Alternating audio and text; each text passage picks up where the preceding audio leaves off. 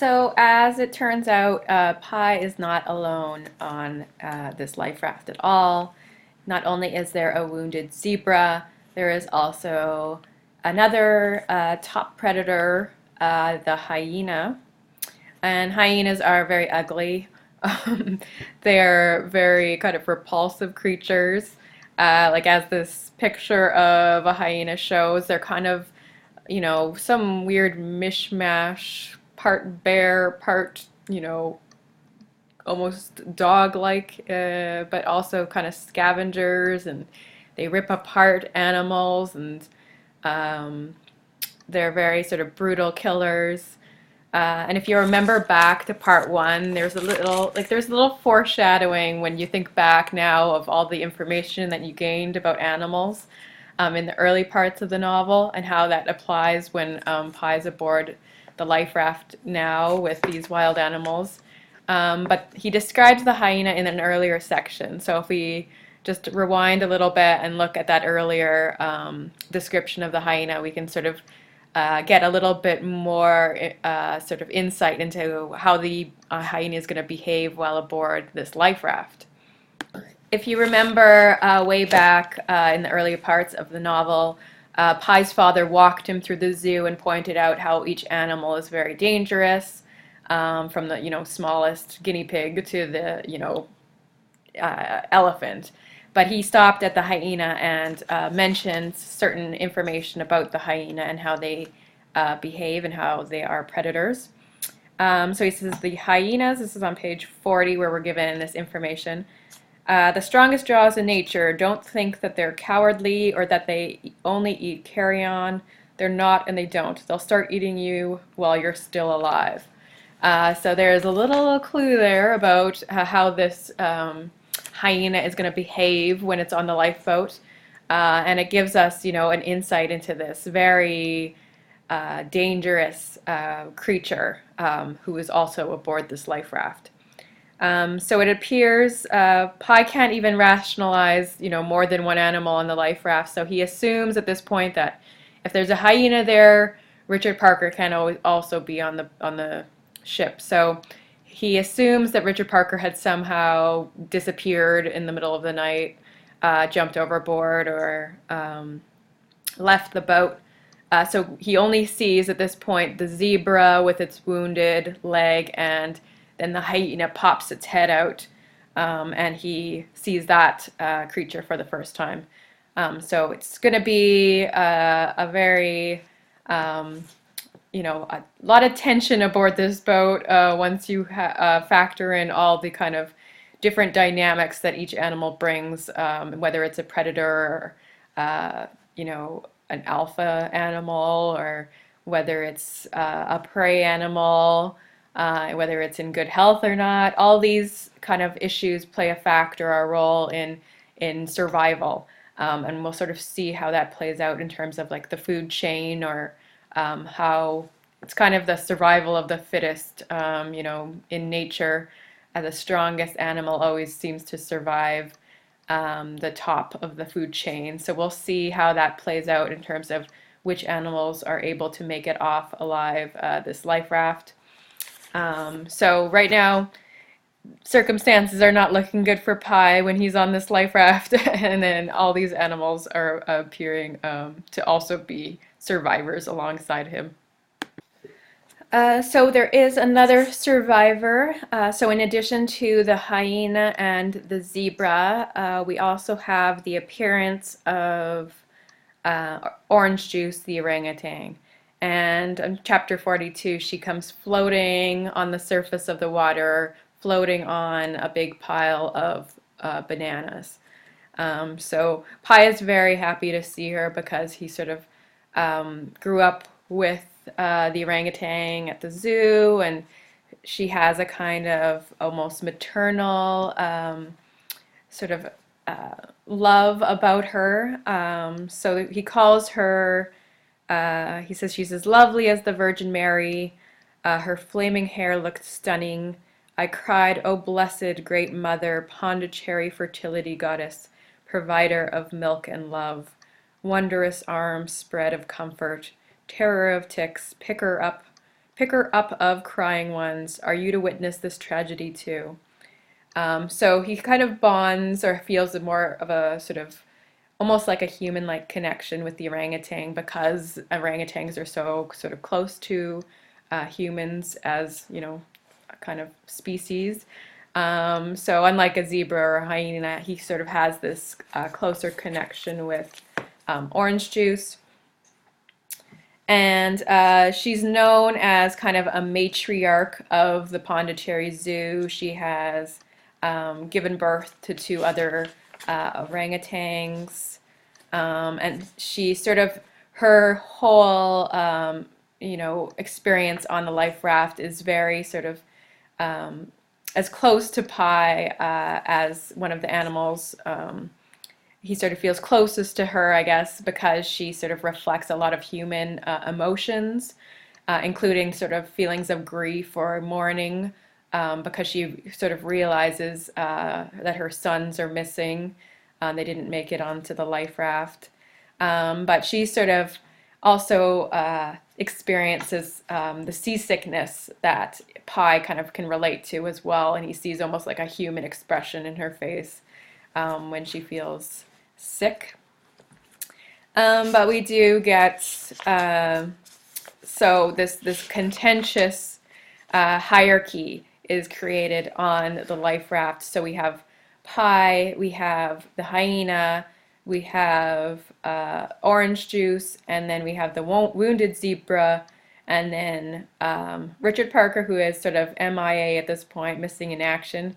We don't know where he has disappeared to, but he was once on the ship, and now he has sort of, at this moment, is not showing his face. But we do sort of learn or see the tension created between all the animals as the situation becomes more dire and desperate. Tensions build, and you do have sort of a showdown in terms of who is going to survive this situation and who isn't. So Pi, who is an animal lover, does not appreciate the hyena at all, really. And he says, I am not one to hold a prejudice against any animal, but it is plain fact that the spotted hyena is not well served by its appearance. It is ugly beyond redemption. And its behavior is even worse, right? So it's, of all, you know, God's creatures, the hyena seems to represent a kind of brutality and repulsiveness, a horror brutality that is, you know, beyond comprehension. So they're just described as really quite disgusting creatures. On page 128 and 129, we get a description of the hyena. So he talks about them, you know, but their appearance, what they look like, and then he talks about his father's warning, which we went through, saying that they're not just cowardly carry-on eaters, so they don't just eat the dead, they will attack live prey, and they're very clever. And then nothing goes to waste as well, so they'll eat, you know, the hair, the fur, the teeth, you know, anything is you know, open to consumption with this kind of gross creature. Even accidental cannibalism, right? So they accidentally attack one another while killing their prey. You know, they drink their own urine and roll around in their feces, and it's just, he says, it's an open question as to what hyenas won't eat. They eat their own kind, the rest of those whose ears and noses they gobble down as appetizers once they're dead, after a period of aversion that lasts about 1 day. They will even attack a motor vehicle. It was an animal to pain the eye and chill the heart. So that's sort of the last word on what this hyena kind of represents in the novel. It's a creature that is both visually repulsive, but also, you know, chills the heart and how brutal it can be in its predatory nature. And this is, the hyena is sort of responsible for a major kind of loss among the lifeboat, and it brings sort of this dark moment in Pi's, life when the death aboard this lifeboat begins to happen as these animals sort of battle one another or experience the desperation of survival. So the first thing that Pi realizes is when he wakes up in the morning is the fact that the hyena has ripped off the zebra's leg. So as a natural kind of predator-prey relationship in the wild, this one seems, like it makes sense. At least a zebra is the natural prey of a hyena. And here we have the hyena reverting to its sort of animal instincts to feed, and he attacks the poor wounded zebra, who is wounded prey. And the act sort of shocks Pi, and he's revolted by the hyena's behavior. So on page 133, he describes his feelings in regards to the situation. And he says the zebra's broken leg was missing. The hyena had bitten it off and dragged it to the stern behind the zebra. A flap of skin hung limply over the raw stump. Blood was still dripping. The victim bore its suffering patiently without showing remonstrations. A slow and constant grinding of its teeth was the only visible sign of distress. Shock, revulsion, and anger surged through me. I felt intense hatred for the hyena. I thought of doing something to kill it, but I did nothing. And my outrage was short-lived. I must be honest about that. I didn't have pity to spare for long for the zebra. When your own life is threatened, your sense of empathy is blunted by a terrible, selfish hunger for survival. It was sad that it was suffering so much, and being such a big, strapping creature, it wasn't at the end of its ordeal. But there was nothing I could do about it. I felt pity, and then I moved on. This is not something I am proud of. I am not sorry I was so callous about the matter. I have not forgotten that poor zebra and what it went through. Not a prayer goes by that I don't think of it. So he does sort of, in the moment, he can't really spend a lot of time pitying the zebra because he's more concerned about his own survival. So it does sort of put into perspective the desperation of the situation and how when you're in a kind of survival situation, it is kind of, do or die kind of, dog eat dog world, and you got to look after your own because, no one else is going to look after you for you. So he kind of has to worry about himself rather than looking or worrying about the zebra. But he also says, that he still prays for this life that was lost, and views an intense hatred for the hyena for killing it, or at least at this point, eating its leg. So the hyena's brutality doesn't end with just ripping its leg off. It does continue to attack the zebra. And Pi describes this kind of dark night of his soul. He says on the second night, it was, one of the worst nights of his life. This is page 137 at the top. He says, it is pointless to say that this or that night was the worst of my life. I've had so many bad nights to choose from that have made none the champion. Still, that second night at sea stands in my memory as one of exceptional suffering, different from that frozen anxiety of the first night in being a more conventional sort of suffering, the broken down kind consisting of weeping and sadness and spiritual pain, and different from later ones in that I still had the strength to fully appreciate what I felt. And that dreadful night was preceded by a dreadful evening. So what happens is that, the hyena is eating the entrails, the guts of the zebra while the zebra is still alive. And Pi has to sort of witness this, brutal attack. And there's a sense of kind of loss that Pi experiences. So you think of him as a very young man. Up to this point, he's had a very sort of protected, beautiful childhood. So it is a very sort of stark realization of brutality in nature that he's witnessing aboard this life raft. And then on page 141, we get this sense of loss kind of captured in his description of what was going on. So it marks, the zebra's death marks a kind of loss of innocence for Pi. And he says, when the sun slipped below the horizon, it was not only the day that died and the poor zebra, but my family as well. With that second sunset, this belief gave way to pain and grief. They were dead. I could no longer deny it. What a thing to acknowledge in your heart. To lose a brother is to lose someone with whom you can share the experience of growing old, who is supposed to bring you a sister-in-law and nieces and nephews. Creatures to people the tree of your life and give it new branches. To lose your father is to lose the one whose guidance and help you seek, who supports you like a tree trunk supporting its branches. To lose your mother, well, that is like losing the sun above you. It is like losing... I'm sorry, I would rather not go on. I lay on the tarpaulin and spent the whole night weeping and grieving, my face buried in my arms. The hyena spent a good part of the night eating.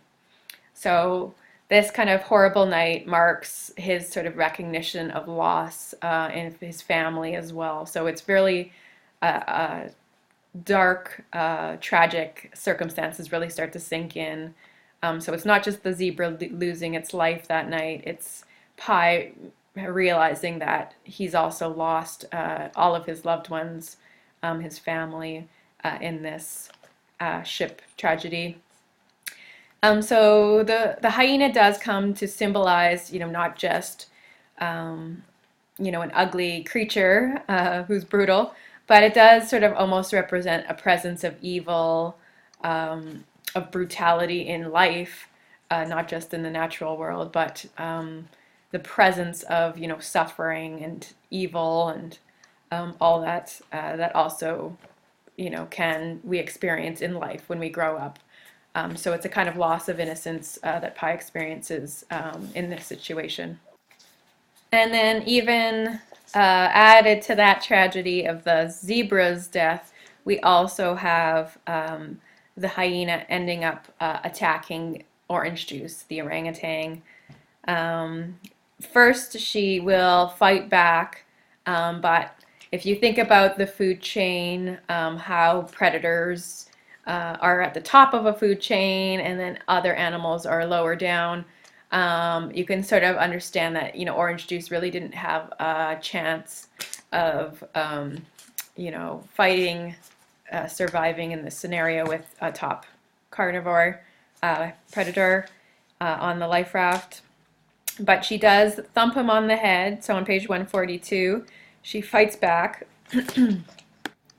So she fights back, and she does something that shocks Pi, is she defends herself against the hyena, and he acknowledges that, he admires her even more for standing up for herself and fighting back, and she had this courage and ferocity that he didn't know existed inside of this gentle creature.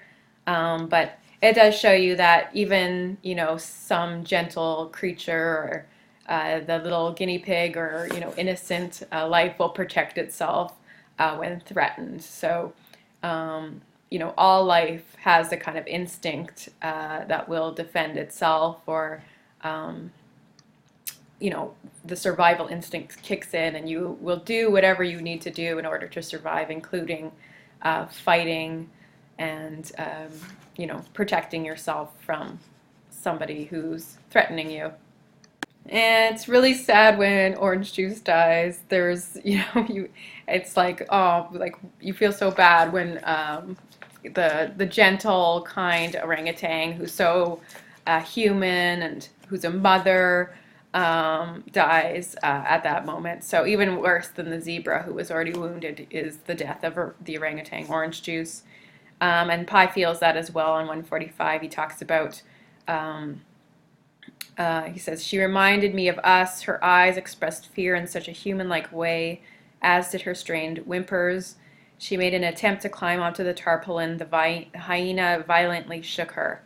And then the last image of Orange Juice in death brings up a kind of Christ image.